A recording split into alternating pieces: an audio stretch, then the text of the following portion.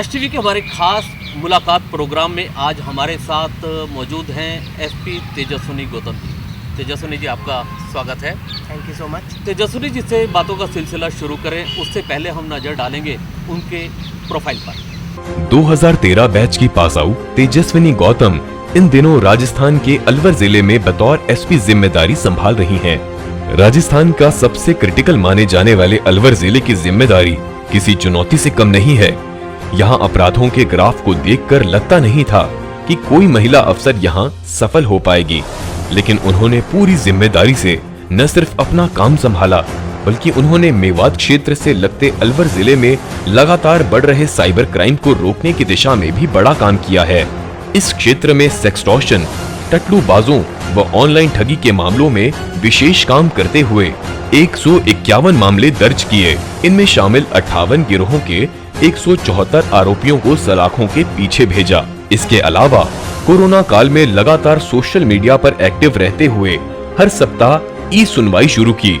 Lockdown के दौरान घरों में कैद कोरोना पॉजिटिव मरीजों व घरों में क्वारंटाइन हुए लोगों को घर बैठे बैठे उनकी समस्याओं के निराकरण का प्रयास किया, जो पूरे देश व प्रदेश भर में एक मिसाल बना। तेजस्विनी गौतम के इस नवाचार ई सुनवाई की प्रधानमंत्री नरेंद्र मोदी ने भी सराहना की।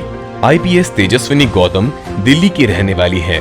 उन्होंने लेडी श्री राम कॉलेज से बीए ऑनर्स करने के बाद दिल्ली यूनिवर्सिटी से लॉ की डिग्री हासिल की। तेजस्विनी गौतम का आईपीएस के लिए चयन 2013 में पहले प्रयास में हुआ। स्कूल कॉलेज के समय में ही महिलाओं और गरीब बच्चों को मार्गदर्शन देने के लिए खुद के लिखे नुक्कड़ नाटकों का मंचन और थिएटर करती आ रही हैं। तेजस्विनी ने ये कर्म एसपी बनने के बाद भी जारी रखा और अब तक वो हजारों महिलाओं और बच्चों को सही राह दिखा चुकी हैं और उनका मार्गदर्शन कर चुकी हैं। हम सब अपनी ओर से तेजस्विनी को तहे दिल से बधाई देते हैं और तेजस्विनी ने ये साबित किया है कि महिलाओं को दे शिक्षा का उजियारा, पढ़ लिख कर करें ये रोशन जग सारा।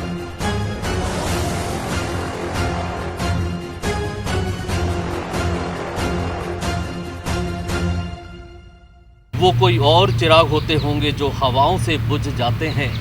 हमने तो जलने का हुनर भी तूफानों से सीखा है। कुछ यही अंदाज है एसपी तेजस्विनी गौतम जी का। उनसे जानेंगे उनका आखिर अब तक का सफरनामा है, उस पर चर्चा करेंगे और यह मुकाम कैसे हासिल किया वो जानना चाहेंगे और साथ ही आपकी अपनी पढ़ाई और पारिवारिक पृष्ठभूमि पर हम अपने दर्शकों को बताना चाहते हैं।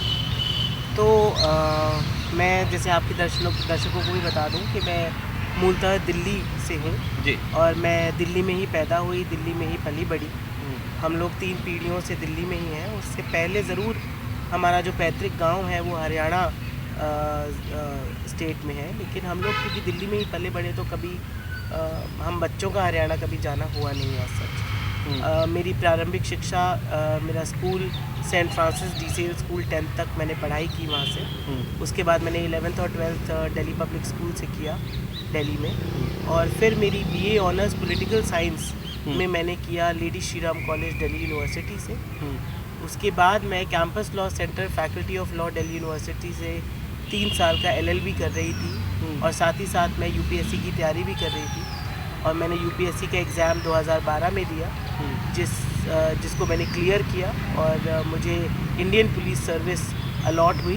2013 बैच मुझे मिला और राजस्थान काडर मुझे मिला। इसके बाद भी मैंने 2 बार यूपीएससी का एग्ज़ाम दिया, क्योंकि मैं जैसा कि जनरली एक लोगों में होता है तो फर्स्ट प्रेफरेंस मेरा इंडियन एडमिनिस्ट्रेटिव सर्विस था, बट कहीं ना कहीं डेस्टिनी ये चाह रही थी कि मैं पुलिस में ही आऊँ। तो मुझे 3 बार मैंने एग्ज़ाम क्लियर किया और 3 बार मुझे आईपीएस ही मिला। तो फिर मैंने ये सोचा कि शायद भगवान या किस्मत या जो भी जिस पे भी हम विश्वास करते हैं उसको मैं कहूँ तो वो शायद इस तरफ इशारा कर रही है कि आपको इस जॉब में आना चाहिए और यही जॉब आपकी किस्मत है, आपकी डेस्टिनी है, इसी जॉब में आप कुछ बेहतर कर सकते हैं। तो फिर बिना कि कुछ सोचे समझे पूरी ट्रेनिंग करी, ख़त्म की और फिर राजस्थान काडर अलॉट होने पर यहाँ पर आई। सबसे पहले मेरा प्रोबेशन अजमेर ज़िले में रहा, जहाँ पर मैंने बतौर SHO नसीराबाद सदर एक थाना है वहाँ पर काम किया। उसके बाद मेरी first independent posting ACP Bassi रही, जो जयपुर कमिश्नरेट में आता है। और फिर SP बनने के बाद विभिन्न पदों पर anti corruption bureau, DCP headquarter, DCP metro, SOG में, SP बांसवाड़ा, चूरू और अब अलवर में मैं कार्यरत रही हूँ। परिवार वाले इंटरेस्टेड थे आपके पुलिस में जाने को लेकर, एक महिला होने के नाते? नहीं, बिल्कुल। सबसे ज़्यादा तो आई थिंक मेरे फादर को ही ये था, क्योंकि जब पहली बार में UPSC निकलता है तो जनरली कोई एक्सपेक्ट नहीं कर रहा होता, क्योंकि एग्ज़ाम काफ़ी टफ होता है, कंपटीशन का लेवल बहुत ज़्यादा होता है। तो ये समझा जाता है कि 2-3 बार में जनरली आपका निकलेगा। तो फर्स्ट टाइमर किसी का निकलता है तो उसको काफ़ी अच्छा लगता है। तो मेरे पेरेंट्स को था, तो स्पेशली फादर साहब को था कि यार नहीं, IPS में ही रहना चाहिए तुम्हें। तो वो तो दोबारा एग्ज़ाम देना भी नहीं चाह रहे थे कि मैं नहीं दूँ, लेकिन वो मेरा एक जज्बा था जो मैंने दिया। तो मेरे फादर हमेशा चाहते थे कि मैं पुलिस में रहूं, एंड आई थिंक कि उनकी कहीं ना कहीं चाहत जो है वो पूरी हुई है। और SP नहीं होते तो पुलिस में नहीं होते तो कहाँ होते? आपका दूसरा मन क्या होता? देखिए, वैसे तो मेरा हमेशा से पहला प्यार थिएटर रहा है जी। तो अगर मेरा UPSC नहीं निकलता या मैं नहीं इन सर्विस में होती तो ज़रूर मैं फिर थिएटर कर रही हूँ। जी। हम कई बार देखते हैं कि आपके जो फील्ड है उसमें बहुत सारी चुनौतियाँ भी सामने आती हैं, और कई बार ऐसे भी मौके आते हैं, परिवार में कार्यक्रम होते हैं, जी, घर में फंक्शन चल रहे होते हैं, तो ऐसे में अचानक कोई बड़ा हादसा हो जाता है या अचानक निकलना पड़ जाता है, तो परिवार की प्रतिक्रिया क्या रहती है? आप तो निकल लेते हैं अपनी ड्यूटी पर, परिवार की प्रतिक्रिया ऐसे में क्या रहती है? बहुत आप सही कह रहे हैं। मतलब ऐसा कई बार हुआ है, स्पेशली अलवर में रहते रहते ही 2.5 साल के मेरे कार्यकाल में मैंने सिर्फ 3 बार छुट्टी ली जब मुझे दिल्ली जाना था। 2 बार मेरी दोनों नवासियों के, जो मेरे दोनों नीस हैं, उनका बर्थडे था, और एक बार मेरे भाई का रोके की सेरेमनी थी, और तीनों बार मुझे वापस लौटना पड़ा। तो ये बात आप सही कह रहे हैं, बट ऐसे मौके पर अगर आपका परिवार आपके साथ नहीं है, वो ये समझ नहीं रखे कि हमारी जॉब प्रोफाइल ऐसी है। पुलिस एक ऐसी जॉब है जो इमरजेंसी सर्विस है। जी। पुलिस हो गई, डॉक्टर्स हो गए। हम लोग ये नहीं कह सकते कि हमारा प्राइवेट फंक्शन है इसीलिए हम एक इमरजेंसी को केटर नहीं करें। तो हमारा पहला दायित्व पर्सनल या हमारी प्राइवेट लाइफ से ज़्यादा जनता के लिए है, क्योंकि हम एक ऐसी नौकरी में हैं और जनता इस चीज़ को सराहती भी है, प्यार भी देती है। और मुझे ऐसा लगता है कि जब आप जनता के लिए काम करते हो और आगे रहकर काम करते हो, बहुत बार ऐसा आपको कभी कभी लगेगा यार क्यों हमेशा मुझे ही क्यों छुट्टी से वापस भागना पड़ता है, बट आई थिंक वो इसीलिए इम्पोर्टेंट नहीं है क्योंकि जब आप किसी को जेन्युइनली जाकर मदद कर पाते हो, किसी की जेन्युइनली आप जाकर उसकी पीड़ा में उसकी पीड़ा को समझकर उसे दूर कर पाते हो, तो मुझे लगता है कि वो भगवान की एक स्पेशल पावर है जो आपके ऊपर दी गई है, एक ड्यूटी है आपकी और उससे कभी कतराना नहीं चाहिए। और जो मैं तो तुरंत निकल के भाग लेती हूँ जैसा कि आपने कहा, लेकिन जो फैमिली मेरे पीछे है, मेरे हस्बैंड है, मेरे मदर फादर हैं, तो अगर इनका सपोर्ट अगर मेरे पास नहीं है तो वो फिर पॉसिबल नहीं होता।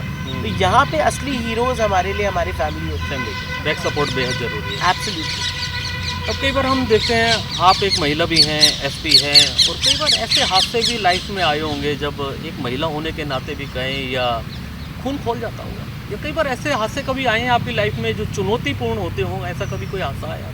बिल्कुल, मैं बांसवाड़ा में SP थी और मुझे याद है कि एक छोटी बच्ची 15-16 साल की बच्ची ने एक मृत भ्रूण को जन्म दिया था जी।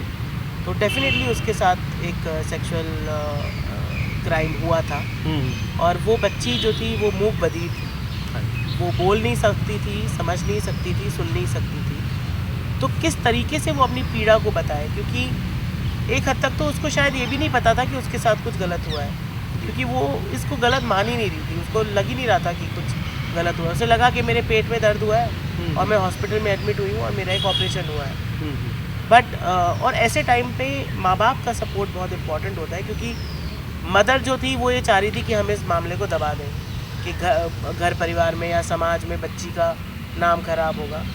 बट ऐसे मामले में आपको एक तो बच्ची के पेरेंट्स को समझाना कि नहीं देखो आपको आगे आना पड़ेगा जी, क्योंकि आपकी बच्ची के साथ जिसने गलत किया है उसको हमें पकड़ के सज़ा दिलानी है ताकि वो किसी और के साथ ऐसा नहीं कर सके। तो उस बच्ची के साथ जब मैं बात करना शुरू करी थी तो एक तो वो समझ नहीं थी क्योंकि वो साइन लैंग्वेज में बात नहीं करती थी, उसको बोलना नहीं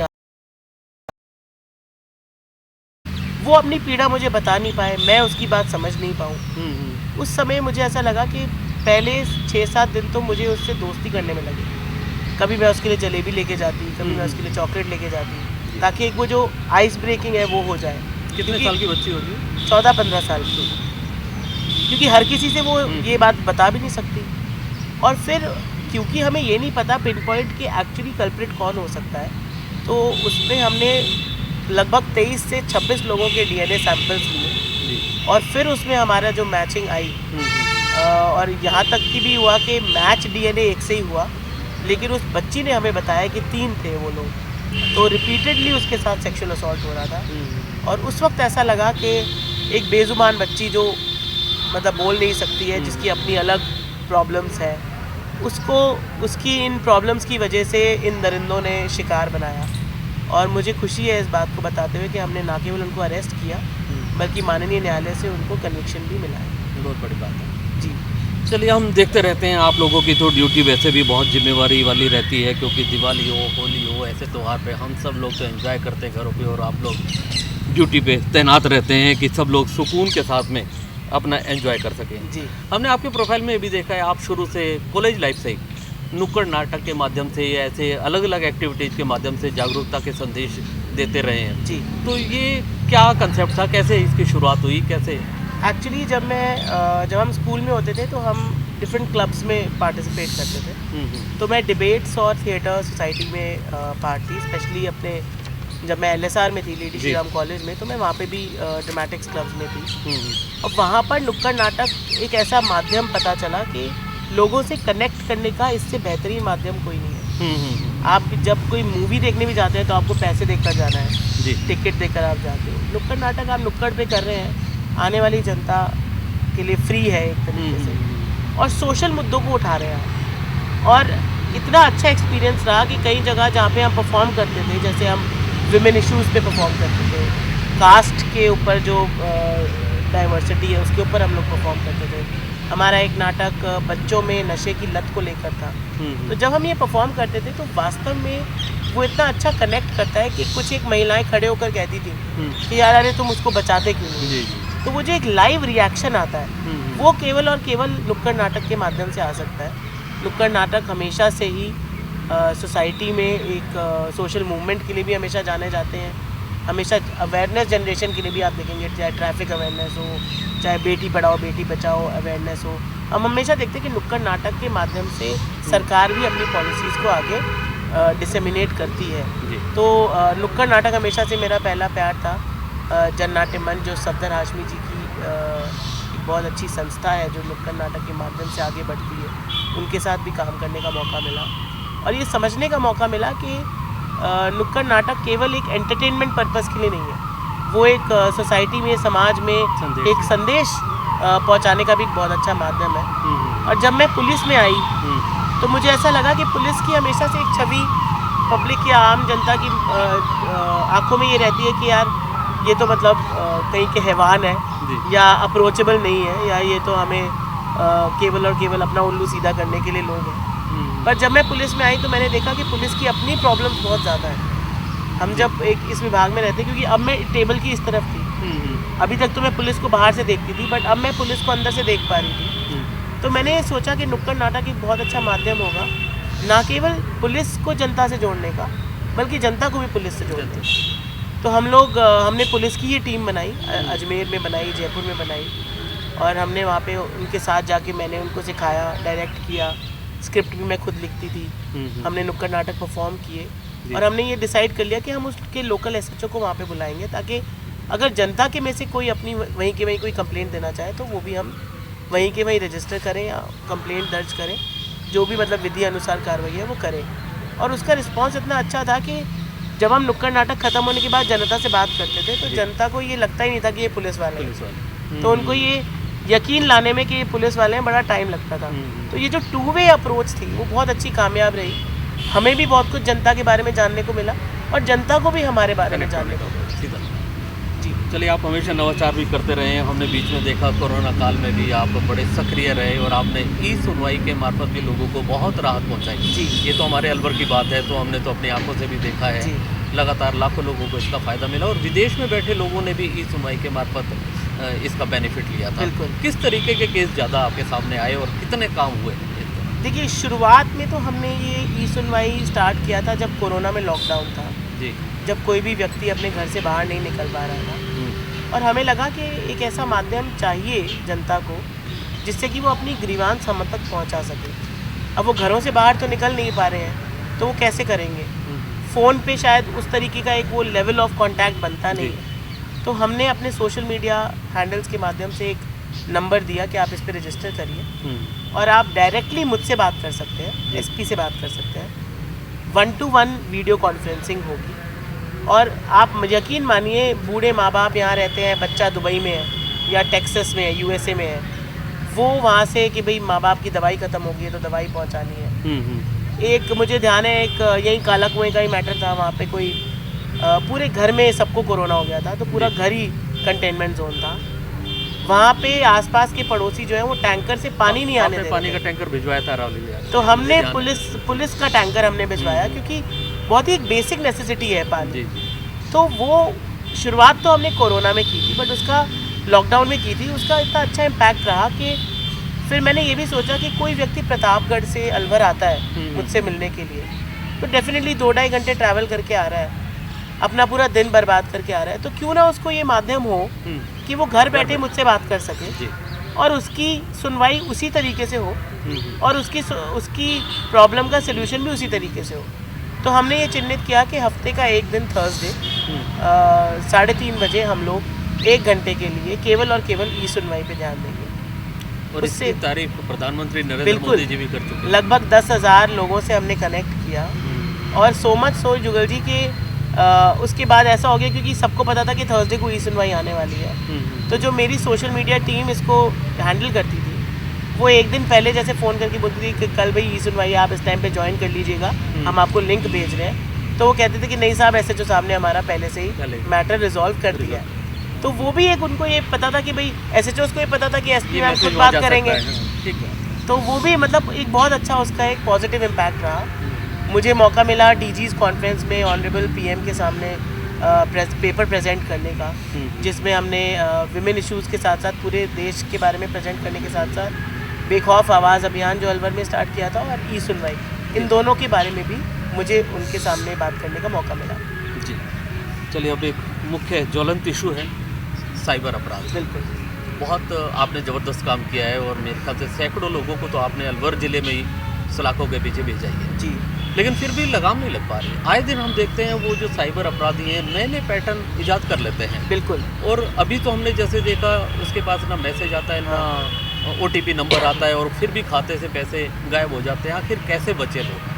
देखिए, मैं हमेशा मानती हूँ और मैं जब भी स्कूल कॉलेजेस में जाती हूँ, साइबर अपराध एक बहुत ही ज्वलंत इशू है और आने वाले अब सारे अपराधों का कहीं ना कहीं लिंक साइबर डोमेन से होने वाला है। जी, क्योंकि कोविड के बाद से टेक्नोलॉजी पे और डिजिटल वर्ल्ड पे हमारा जो रिलायंस है वो इतना ज़्यादा बढ़ गया है कि अब हम पीछे तो जा नहीं सकते। जी, बिल्कुल। तो जब हम आगे जा रहे हैं तो हमारा कर्तव्य बनता है कि हम अपने और अपने परिवार को भी सतर्क रखें। लापरवाही और लालच, ये एक ग्लोबल स्टडी है कि 95% साइबर क्राइम ह्यूमन एरर की वजह से होते हैं। तो ह्यूमन एरर मतलब हमारी लापरवाही है, हमने ध्यान नहीं दिया, हम कहीं मीटिंग में बैठे थे, जल्दबाजी में कोई लिंक आई, हमने उसके ऊपर क्लिक कर लिया, या हमें एक फ़ोन कॉल आया कि भाई आपका डेबिट कार्ड ब्लॉक हो रहा है, तो हमने ज़्यादा ध्यान नहीं दिया, हमने उसको इन्फॉर्मेशन डाइवर्ज कर दी। किसी अननोन नंबर से फ्रेंड रिक्वेस्ट आई है, हमने उसको एक्सेप्ट कर लिया बिना जाने कि वो कौन व्यक्ति है, उसे अपने प्राइवेट डिटेल्स बता दिए। तो ये सब तरीके की चीज़ें हैं, ये लापरवाही में आती है। और दूसरा कॉन्सेप्ट है लालच। जैसे आपको कपल टिकट्स मिल रहे हैं न्यू ईयर्स की गोवा में पार्टी करने के लिए, या आपकी लॉटरी निकली है, या सोने की ईंट जैसे पहले होता था यहाँ पे टटलूबाजी जिसे कहते हैं, वो अब यहाँ साइबर पे शिफ्ट हो गया।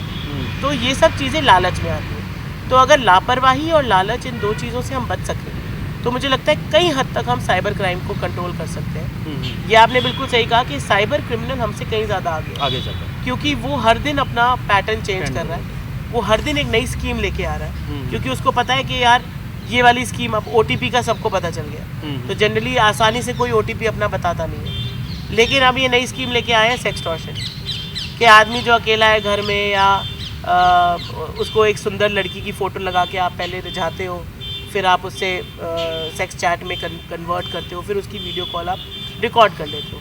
तो ये सारी चीज़ें जो हैं ये हमें बहुत ज़्यादा अवेयर रहने की आवश्यकता है।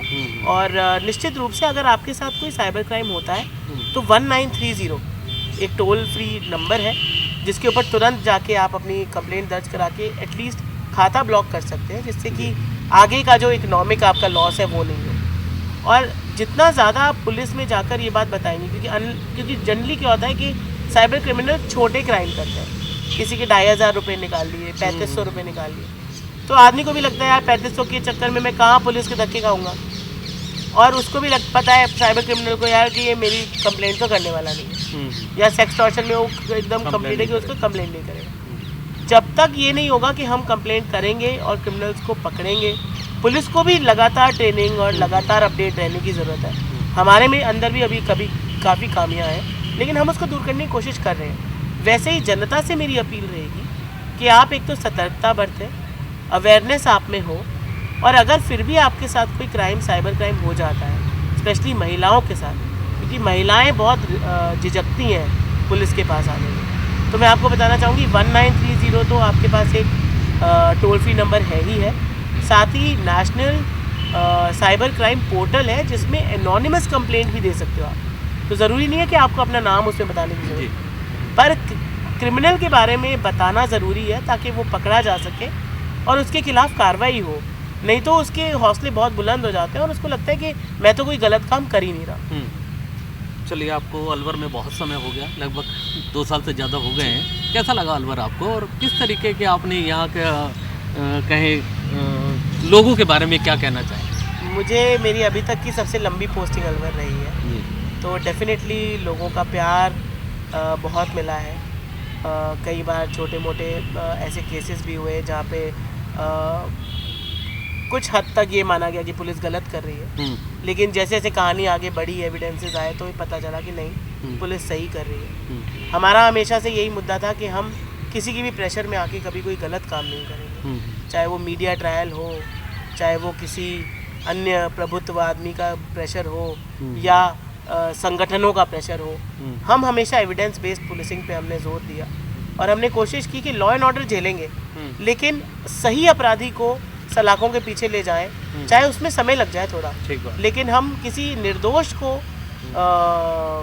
गलत ना हो उसके साथ, ये हमारी प्रायोरिटी रही। और अलवर बहुत चैलेंजिंग है एज ए पुलिस ऑफिसर, तो डेफिनेटली इसने काफ़ी कुछ चीज़ें सिखाई। विभिन्न तरीके का क्राइम है यहाँ पे, हीनियस भी है, साइबर भी है, महिला संबंधी अपराध भी बहुत ज़्यादा है। तो ये सारी चीज़ों को जब देखा तो नया पर्सपेक्टिव मिला, और साथ ही साथ आगे आने वाले टाइम के लिए बहुत कुछ सीखा भी। खासतौर से अलवर की महिलाओं की अगर लड़कियों की हम बात करें, एक उनके लिए आपका संदेश इसलिए भी जाना जरूरी है कि आप एक महिला भी हैं और एक अच्छी ऑफिसर भी हैं। क्या संदेश देना चाहेंगी आप?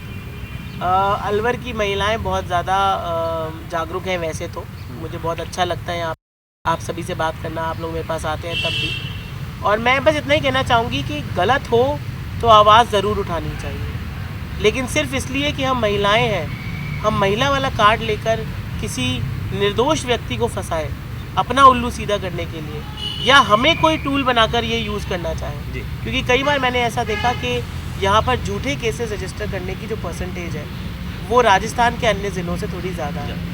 उसका एक कारण ये भी है कि पता ही नहीं है। जैसे बहुत सारी महिलाएं मेरे पास आई, अंगूठा लगाया हुआ है कंप्लेंट पर, तो मैंने पूछा कि अम्मा जी आपके साथ क्या हुआ है, तो उन्होंने बोला कि फ़लाने के साथ उसने मेरे साथ मारपीट करी, बट कंप्लेंट थी रेप की। तो मैंने बोला कि आपने लिखित में तो कंप्लेंट ये लिखी है कि वो नहीं, वो मेरे बेटे ने मुझसे अंगूठा लगवा लिया। तो कई बार महिलाओं को पता भी नहीं है कि बच्चे सिर्फ ये करने के लिए कि भाई रेप एक बड़ा सेक्शन है तो हम उसको एक्सटॉर्ट करने के हिसाब से कर लेंगे, या किसी पे दबाव बनाने के लिए झूठी कंप्लेंट कराएं।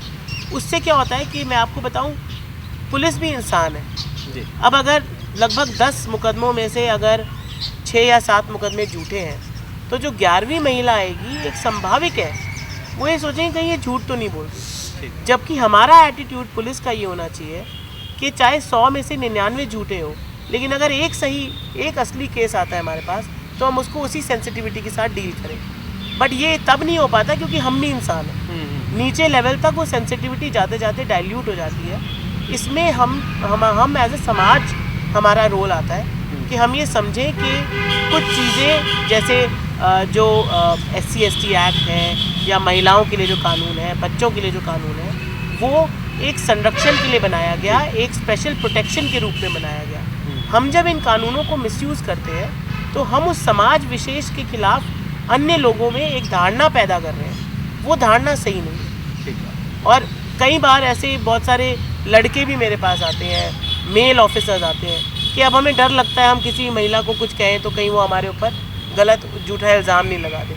तो ये इस तरीके की बात उनके मन में नहीं आनी चाहिए, क्योंकि ये लॉ बहुत स्ट्रॉन्ग लॉ है, आपके प्रोटेक्शन के लिए है। आपके साथ गलत होता है, पुलिस आपके साथ है, कभी भी आपके साथ गलत नहीं होने देगी। लेकिन जब हम इसको मिसयूज़ करने लगते हैं तब फिर ये समाज में एक गलत मैसेज देता है। तो मेरा मैसेज यहाँ अलवर की महिलाओं और बच्चियों के लिए स्पेशली ये होगा कि आत्मनिर्भर बनिए। बिल्कुल आप सोच लीजिए मुझे डॉक्टर बनना है, लॉयर बनना है, आर्टिस्ट बनना है, डांसर बनना है, कोई भी फील्ड चुन लीजिए आप, उसके लिए मेहनत करिए। आपके लिए कोई रोक टोक नहीं है। सरकार की बहुत सारी स्कीम्स हैं जो आपको बहुत आगे तक प्रोत्साहन करती हैं। और गलत कहीं पे भी हो उसके खिलाफ आवाज़ उठाना बहुत ज़रूरी है, क्योंकि जब तक हम आवाज़ नहीं उठाएंगे तब तक वो चीज़ दबी रहेगी और गलत करने वाले आदमी को ये पता नहीं चलेगा कि वो गलत कर रहा है। और साथ ही साथ ये जिम्मेदारी भी हमारी है कि अगर कोई निर्दोष व्यक्ति को फंसाने के लिए